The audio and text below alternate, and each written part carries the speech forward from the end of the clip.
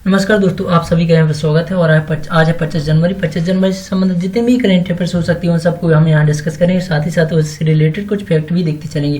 देखते हैं आज का पहला क्वेश्चन कौन सा है। हाल ही में भारत में एक दुर्लभ चींटी जीनस ओसीरिया की 2 नई प्रजातियों की खोज की गई। यह प्रजातियां कहाँ पर खोजी गई? तो आपको यह बताना है कि मतलब यह प्रजातियां किस राज्य में खोजी गई। केरल, तमिलनाडु और केरल के इनमें से खोजी गई। तो इसका सही आंसर है तमिलनाडु और केरल में खोजी गई हैं। तो इसकी खोज किसने की है? तो इसकी खोज की है प्रोफेसर अमिताभ जोशी ने की है। और इन्हीं के सम्मान में इन 2 प्रजातियों में से दूसरे का नाम क्या रखा गया है? ओसीरिया जोशी नाम रखा गया है। और ये कहाँ पर की गई हैं? तो यह केरल के पेरियार टाइगर रिजर्व में पाई गई थी। यह कहाँ पर पाई गई थी?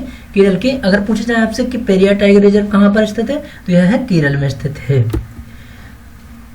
अभी वर्तमान में देखा जाए तो ओसीरिया जीनस की कुल 14 प्रजातियां, जिनमें से 8 प्रजातियों में 9 खंड वाली एंटीना है, जबकि 5 में 11 खंड वाली एंटीना और 1 प्रजाति में 8 खंड वाली एंटीना है। नेक्स्ट, निम्नलिखित में से किस दिवस को राष्ट्रीय शिक्षा दिवस के रूप में मनाया जाता है? 11 नवंबर, 24 नवंबर, 25 जनवरी, 11 नवंबर, 24 जनवरी, 25 जनवरी, 11 अक्टूबर। तो इसका सही आंसर है 24 जनवरी। और 24 जनवरी को क्या मनाते हैं अपन? राष्ट्रीय बालिका दिवस के रूप में भी मनाया जाता है। 11 अक्टूबर को क्या मनाते हैं अपन? तो विश्व भर में क्या मनाया जाता है? अंतर्राष्ट्रीय बालिका दिवस के रूप में मनाया जाता है। अगर पूछा जाए राष्ट्रीय बालिका दिवस कब मनाया जाता है, तो यह मनाया जाता है 24 जनवरी को मनाया जाता है। और राष्ट्रीय शिक्षा दिवस भी कब मनाया जाता है? 24 जनवरी को। जबकि 11 अक्टूबर को क्या मनाया जाता है? अंतर्राष्ट्रीय बालिका दिवस मनाया जाता है। ऐसे याद रखिए, मतलब 24 जनवरी को राष्ट्रीय बालिका दिवस और अंतर्राष्ट्रीय बालिका दिवस कब? 11 अक्टूबर को। 11 अक्टूबर ये इसकी मतलब यह कब से प्रारंभ हुआ? तो यह 11 अक्टूबर 2012 को अंतर्राष्ट्रीय बालिका दिवस सर्वप्रथम मनाया गया है। प्रतिवर्ष 24 जनवरी को क्या मनाया जाता है? अंतर्राष्ट्रीय शिक्षा दिवस मनाया जाता है। 11 नवंबर को राष्ट्रीय शिक्षा दिवस के रूप में मनाया जाता है। भारत में राष्ट्रीय शिक्षा दिवस के रूप में कब मनाया जाता है? 11 नवंबर को। जबकि अंतर्राष्ट्रीय जो शिक्षा दिवस है वो कब मनाया जाता है? 24 जनवरी को मनाया जाता है।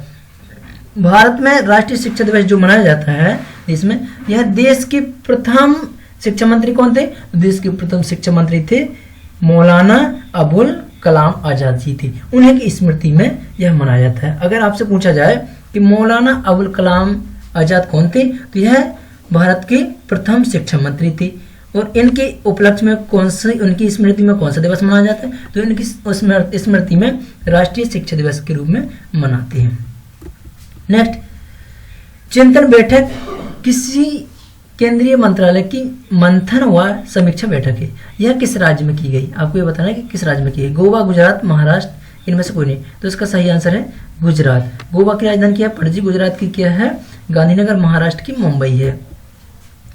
तो यह बंदरगाह जहाजरानी और जलमार्ग मंत्री और बंदरगाह शिपिंग और जलमार्ग मंत्रालय ने गुजरात के कच्छ में स्थित बैठक नाम से 3 दिवसीय पोर्ट रिव्यू मीटिंग आयोजित की है। कहाँ पर की है? गुजरात के कच्छ में की है। कौन सी?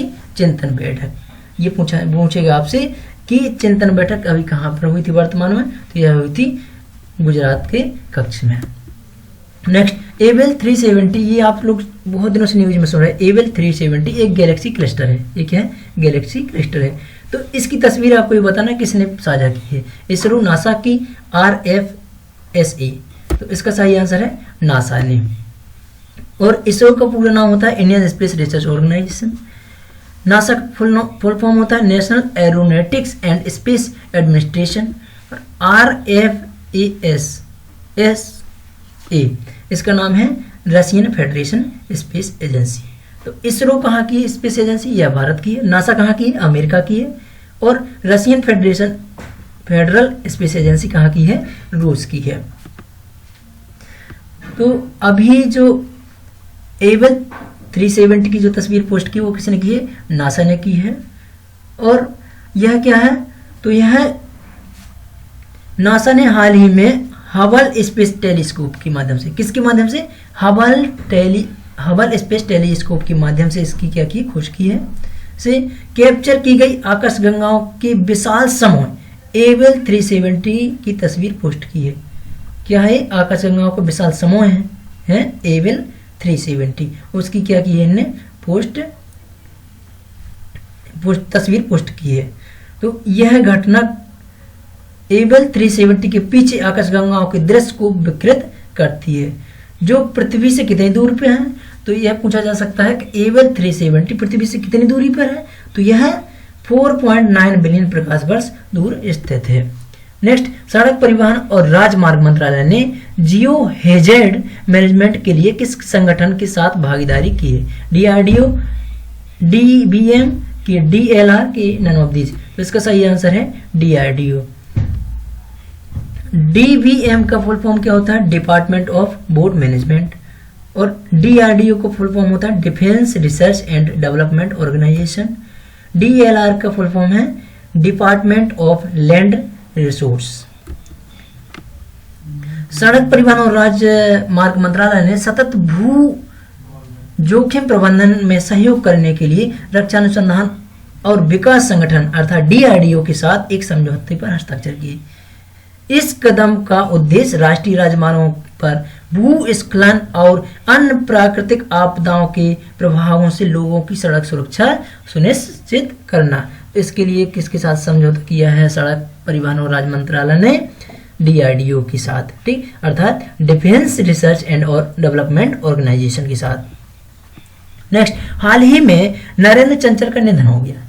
हाल ही में नरेंद्र चंचल जी का क्या हो गया? निधन हो गया। तो आपको यह बताना है वह क्या थे? नेता थे कि गायक थे कि नायक थे कि इनमें से कोई नहीं? तो इसका सही आंसर है वो ये क्या थे? गायक थे। कौन से गायक? भजन गायक। वो भजन गाया करते थे, भजन गायक थे। 22 जनवरी 2021 को लोकप्रिय भजन गायक नरेंद्र चंचल का 80 वर्ष की आयु में क्या हो गया? निधन हो गया। नेक्स्ट, हाल ही में सड़क परिवहन मंत्रालय और किसने एमओयू पर हस्ताक्षर किए? IIT Roorkee, IIT Indore, IIT Delhi की, आईआईटी कानपुर। तो इसका सही आंसर है आईआईटी रुड़की ने। 22 जनवरी 2021 को सड़क परिवहन और राजमार्ग मंत्रालय और आईआईटी रुड़की ने नई दिल्ली में एक समझौता ज्ञापन पर हस्ताक्षर किए। इस समझौते के तहत सड़क परिवहन और राजमार्ग मंत्रालय राजमार्ग और संरचना के विकास के क्षेत्र में अनुसंधान और विकास पर ध्यान केंद्रित करना है। नेक्स्ट, 25 जनवरी को किस राज्य का स्थापना दिवस मनाया जाता है? आपको ये बताना है 25 जनवरी को किस राज्य का स्थापना दिवस मनाया जाता है। तो अंतर महाराष्ट्र का कि उत्तर प्रदेश का, हिमाचल प्रदेश का, इनमें से कोई नहीं। तो इसका सही आंसर है उत्तर प्रदेश का। उत्तर प्रदेश का अगर स्थापना दिवस पूछा जाए तो कब मनाया जाता है? 25 जनवरी को मनाया जाता है। और 25 जनवरी को राष्ट्रीय मतदाता दिवस के रूप में भी मनाते हैं अपन। ये हमें मालूम है कि 25 जनवरी को और क्या मनाते हैं? अंतर्राष्ट्रीय मतदाता दिवस। तो 25 जनवरी को दो चीज याद रखना है हमें दिवस की। वो कौन कौन से? 25 जनवरी को राष्ट्रीय मतदाता दिवस मनाया जाता है और 25 जनवरी को उत्तर प्रदेश का स्थापना दिवस भी मनाया जाता है। तो ये तो सबको मालूम है कि 25 जनवरी को राष्ट्रीय मतदाता दिवस के रूप में हम मनाते हैं, ठीक है। पर ये बताना है आपको इसकी स्थापना कब की हुई, मतलब यह कब से प्रारंभ किए गए? 1952 में, 1951 में, 1950 में। तो इसका सही आंसर है 1950 में स्टार्ट किया गया था। नेक्स्ट, ये आप सभी से आई होप कि बन जाएगा कि कूनो राष्ट्रीय उद्यान कहाँ पर स्थित है? उत्तर प्रदेश, मध्य प्रदेश, हिमाचल प्रदेश, इनमें से कोई नहीं। ये ऐसा राष्ट्रीय उद्यान है कि इसमें हम लोग हमेशा कंफ्यूज रहते हैं। तो कहाँ पे मनाया जाता है? यह मनाया जाता है मध्य प्रदेश में। चलते हैं मध्य प्रदेश से संबंधित कुछ और राष्ट्रीय उद्यान देख लेते हैं। तो कौन कौन से हैं?